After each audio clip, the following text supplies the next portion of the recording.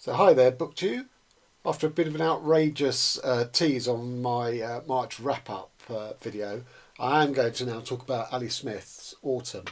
I said on that video that the reason I couldn't rate it along with the other books is because I felt I couldn't judge this book in isolation because it's part of a quartet. It was the first one of a quartet, and only two of them are out at the moment. And this book raised so many questions for me. I felt they could only be sort of answered or at least put in context, having read the other three, whenever I get the chance to do that. And I want to talk about the book and what I liked and what my questions that arose from reading this book. And that's what I'm going to do today in this video.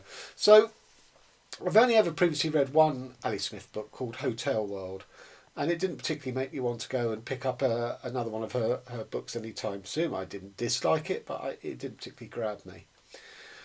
But in the interim, obviously this has been shortlisted for prizes, but also it's talked about as a political novel, a novel about Brexit, and that totally grabbed my attention because I am very taken with books that talk about contemporary politics, or at least try to, and the whole Brexit issue. And this book was published in hardback in October 2016. That's just 4 months after the Brexit referendum outcome. So I don't believe, I could be wrong on this, I don't believe for one moment that, the vote happened on June the 6th or 16th, whatever it was, and then Ali Smith started the next day to write this novel. This novel must have been ongoing. And what she's done is that she's put in, bits about Brexit into her sort of pre-existing text. And that's not to say she might not have sort of thought about it ahead of the referendum, what happens if we vote no.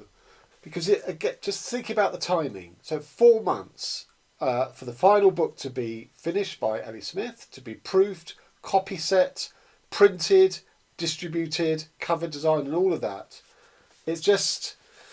And I think it shows that, because this isn't a book about Brexit at all. It's in there, it's mentioned, it's background, but it seems to be insertions which would fit in with what I've described as the time process that wouldn't really allow any more than that. So in one respect, I've been sold a bit of a pup. And just as a sort of diversion on that, whose fault is that? Is that my fault?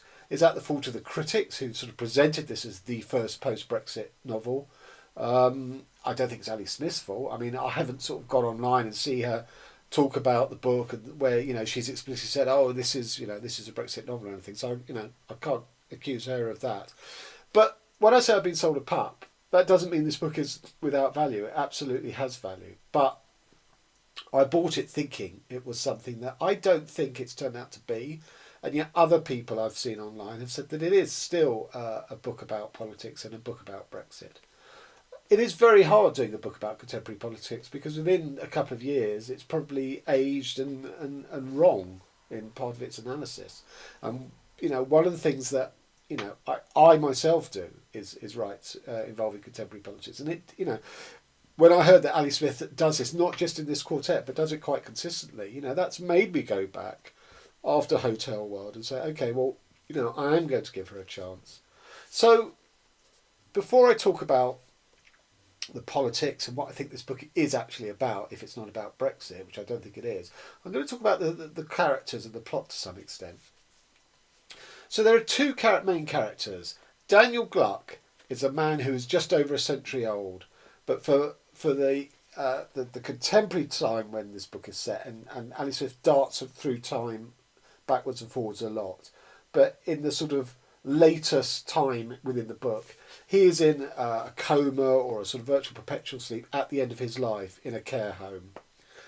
And the other character is called Elizabeth, who was born in 1984. So you've got two significant dates here. You've got the man who lived for a century, and 1984 with all the sort of, the George Orwell connotations of sort of totalitarianism and all that sort of stuff. And I'll come back to the significance of those. And the relationship they have is the core of this book. Because when she was 13, Elizabeth moved with her mother to a new home, I think in a new town, after the mother's marriage or relationship broke up. And the next door neighbour is Daniel Gluck. And the mother doesn't really approve of Daniel Gluck and says to her daughter, you shouldn't really hang out with this guy. he's gay. She implies he's a child molester. But Elizabeth, sort of follows her own mind and repeatedly goes to visit Mr. Gluck. But also, the mother's hypocrisy is she is having some sort of relationship away in London. So she goes away for sort of, a couple of days at a time and leaves Elizabeth in the care of Mr. Gluck. So on the one hand, she's saying, I don't want you hanging out with this guy. On the other, he's a convenient babysitter for her. Anyway, so that's the core relationship at the book of 13-year-old Elizabeth and an aged Mr. Gluck. And they talk about stories. Mr. Gluck always asks her when he sees her, what are you reading? What book are you reading? And she's reading at the level of a 13-year-old. But then they talk about sort of, Mr. Gluck offers her different ways of seeing in the books and picturing. Drawing pictures from what you read, using your imagination, fabricating your own vision, fabricating your own narrative. And there's a lot of that in the book. And Elizabeth, it's a very formative experience for Elizabeth because she goes on to be an art academic, an academic on the history of art. So she is very visual. So it's a very tenderly drawn relationship. And, that's the 13-year-old Elizabeth. But when she's grown up, I think in her early 30s, she returns back to live with her mother, mainly for economic reasons. And she hears that Mr. Gluck is in this care home, sort of, clinging on to life. So she goes to visit him and reads either to him or sits by his bedside reading 2 days a week, because that lifelong bond was formed, when she was 13. So it's a very touching, tender relationship. The book starts with a sort of I don't know quite how to describe what level of reality it is, but when the book opens, you don't know Mr. Gluck is in this sort of comatose state, but there seems to be some sort of dream cycle, or I think more trying to sort of project what would it be like literally as you approach death, where Mr. Gluck crawls out of the sea onto this island.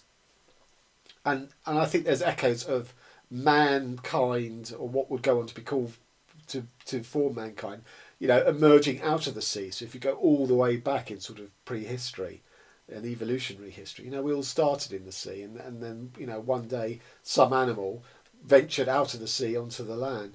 And I think this is Smith's point, because as he crawls onto the land and he sees his nakedness, which is like a male version of Adam and Eve in the Garden of Eden, and sort of covering themselves up. So there's that in it as well. But it's also, he sees that their bodies washed up on the beach. And I think these are sort of the people who have been drowned in the Mediterranean, trying to flee sort of sub-Saharan Africa and the Middle East and all the conflict there, and where they just get exploited by these sort of people smugglers in these sort of rickety boats, and so many of them have drowned and died and ended up washed up on the beach. And I think Smith is referring to that. So that's obviously setting one of the markers of Brexit, because that became a theme of sort of immigration, and Syria and Turkey and all these sorts of things became a theme of the Brexit debate, such as it was. So you have this opening scene, which, as I say, I think is Mr. Gluck, sort of approaching death in whatever weird state of consciousness that is, as the brain is shutting down or dying or whatever.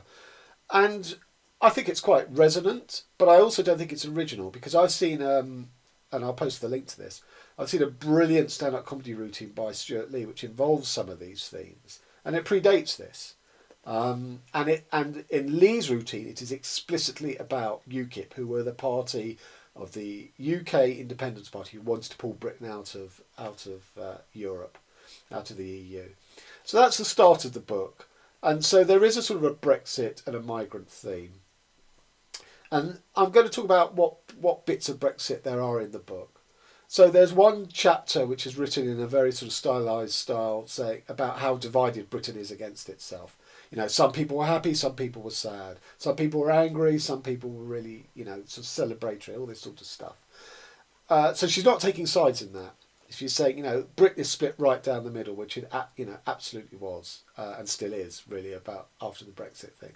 So, that is, I think, an overt reference to Brexit.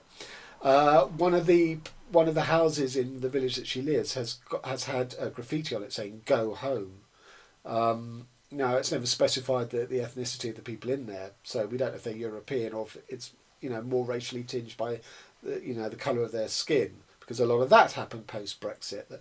That some people who harboured this sort of prejudices and bigotry all their lives suddenly felt that the Brexit vote had given a mandate to air these views, that's what we'd voted for, that you could shout insults at people of different skin colour than you, whether they were European or not, and you could go home to your own, go back to your own country, even if they were born here, all that sort of stuff. So there's this graffitied house.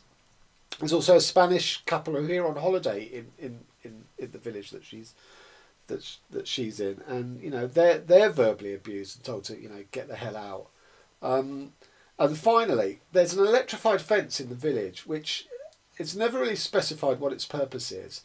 But Elizabeth, the adult, falls foul of it because she walks too close by it and she gets stopped by an authority figure and sort of challenged about it.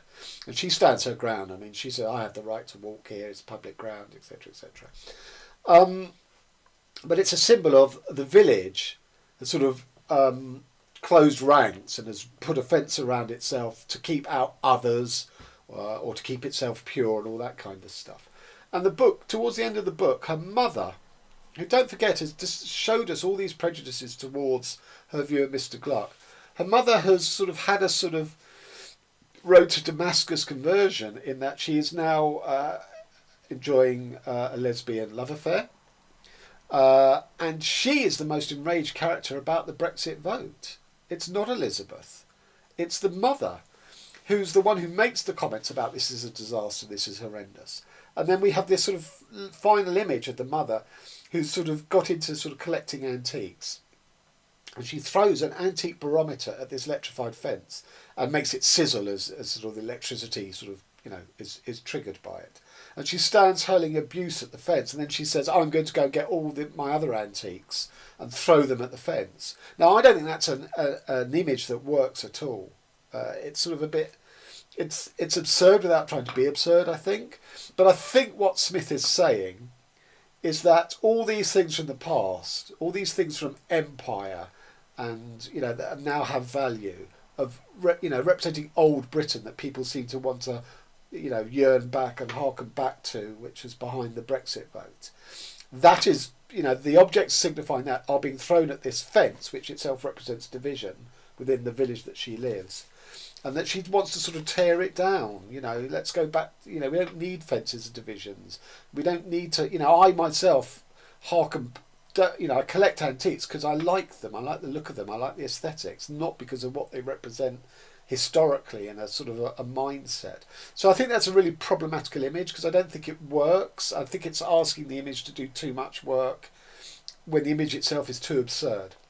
But in and of itself, it embodies the technique that I think is at play throughout here. When Ali Smith, I'm currently reading Nicola Barker, that's why that name is in my head, where Ali Smith seems to be saying, you cannot make decisions such as the Brexit vote in isolation. You have to know how we got here, what the history is, and that's a perfectly legitimate political line to try and argue. But the curious thing to me is that the other main part of this book, other than Gluck and Elizabeth's relationship, is a concentration on two women figures from the 60s. One was Britain's only pop art female painter called Pauline Boty. And the other is Christine Keeler, who was the cool girl at the heart of the Profumo scandal. Now, I'll give a bit more detail what they are when I talk about them. So, American cousins who may not be familiar with this.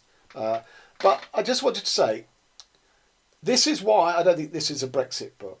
Even though the argument seems to be, people voted Brexit on the here and now without taking into consideration how we got here, what the context is, etc., etc.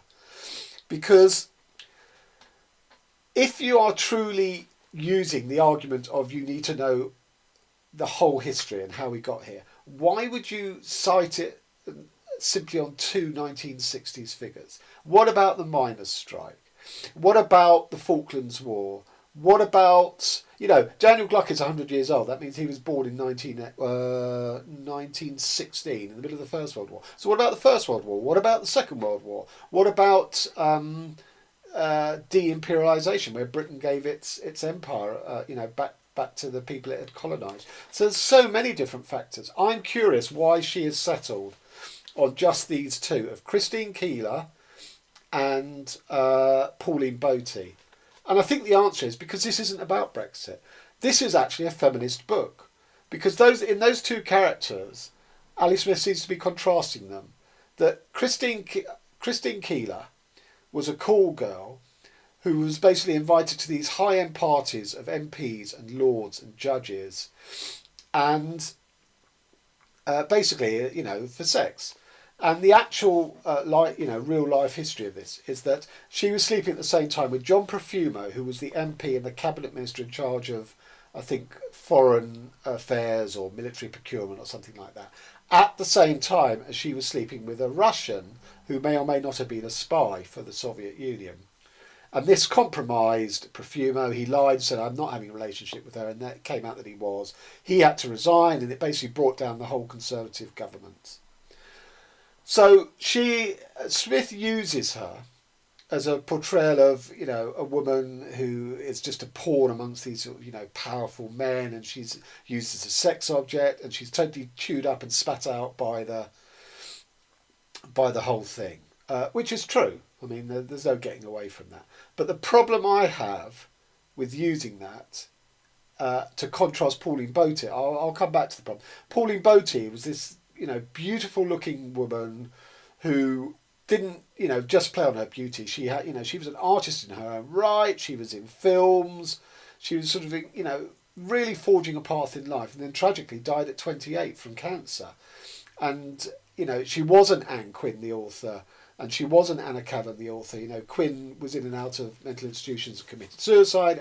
Anna Cavan was in mental institutions, and Ali Smith actually says that. Pauline Boty was a rare example of a woman, artist, successful, who was not, didn't have a backstory of mental illness and, suicidal attempts. She was, she was fully in the world, she was fully rounded, she was talented, she was creative.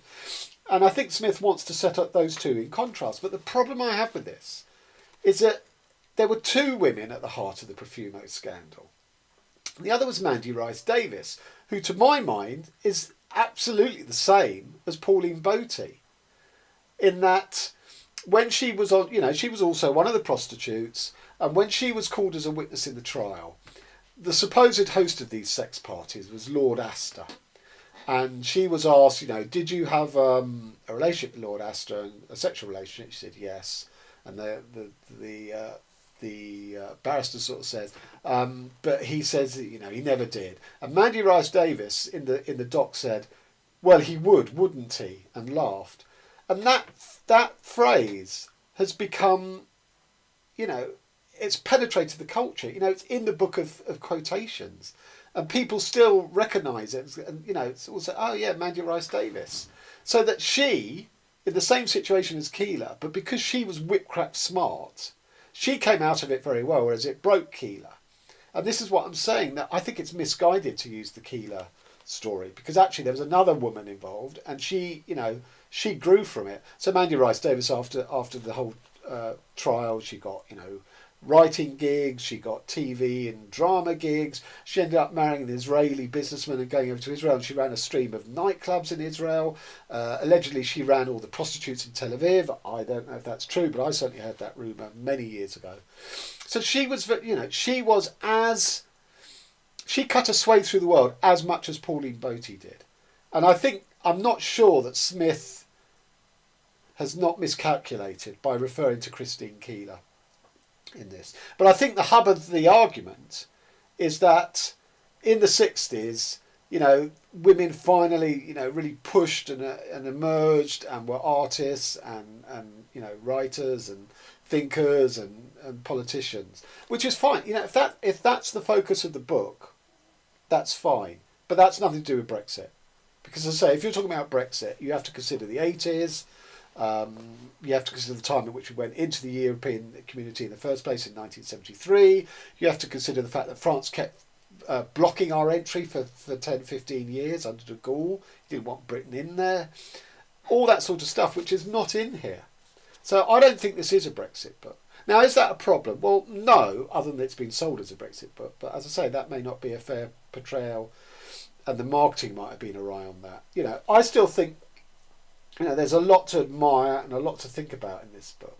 But I just think the two poles that she's opted for to, I think, explore feminism, I don't think they're genuinely polar opposites because of the Mandy Rice Davis thing. And just some other things about the book. The bit I liked the most was where Elizabeth is trying to renew her passport. And of course, in this day of sort of obsessed with security and all of that, all the biometrics that you have to have on your sort of photograph.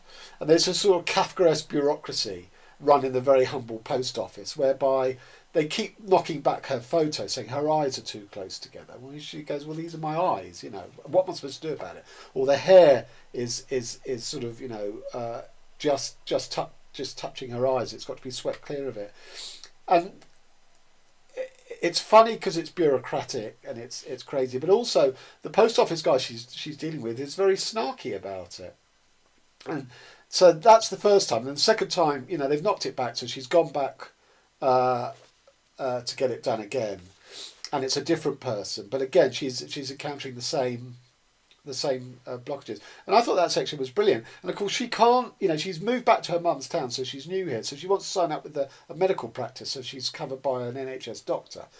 But they demand her passport, and of course she's only got the expired one. So it's a sort of a chain link of stripping her of identity. Without a passport, she's no one, and she can't sort of sign on for all the things that she's entitled to. So she isn't a British citizen in the sense of, what it is that is of value of being a citizen of the United Kingdom, such as free healthcare and things like this, such as the ability to travel in the EU or anywhere. But of course, we're going to be, we don't have free travel in the EU once we've left the organisation. So there were bits like that which I thought were very, very entertaining. But just to sum it all up, so I have a question. I don't think it's about Brexit, but the other three might put that into context. I think it's about feminism, which is fine, but I don't think it was couched in a dramatically clinching way. I think there was an error of judgment there. I'm not sure about her use of time and history. I need to see the context of the other books because she's really only focused on the 60s. And also, as I say, the sort of road to Damascus conversion of the mother, I'm not quite sure what that's about. Unless it's sort of saying, well, people feel so strongly now about coming out of the EU. But, people change, as the mother does. As I say, she's gone from someone with her own prejudices about Mr. Gluck being homosexual, possibly being a child molester, which she could never have seriously felt, or she wouldn't have let her child go over there. So it's more just a prejudicial term of abuse, really, or a sort of not racial, sort of identity profiling. And by the end, it's like, why are we being so horrible to migrants and citizens of the world, to build fences and to, and all of this stuff. So I didn't really buy her conversion, her journey. But again, if Brexit is a repeated theme, or if the politics is consistent that Smith wants to look at throughout these four novels, then maybe that does work in that context. So this is why I say I can't judge this book, which is odd because even books in series should be standalone. And as I say, there's lots to admire in here. The relationship at the heart of it between Elizabeth and Gluck is beautifully done. It's so tender. The stuff about the passport was hilarious, and as an image of a state-imposed identity, as it were, or a state-authorised identity, and the fact that she didn't have one, that was great. But the other questions I posed leave me slightly hanging in midair. So that's what I wanted to say on this.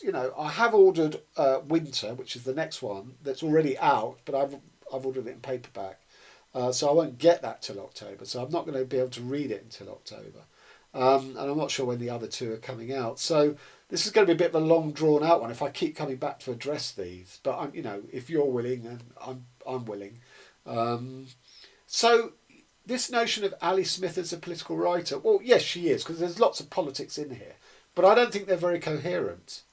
Although, as I say, in the context of the other three, it might all come together into a much bigger thesis about time and history and influence, which I would really welcome if that's the case. So I'm going to leave it there for now. I welcome comments. I know there's lots of people who absolutely devoted to this and Winter, and I would really welcome their comments because I'm not aware of the type of questions and criticisms or implied criticisms, because they're not fully fledged criticisms on my part because I don't know yet. But I'm not aware of them sort of being out there that much. So I'm interested to see what fans of the book, how they want to respond to what I've said in this. Okay, so till next time. Thanks very much.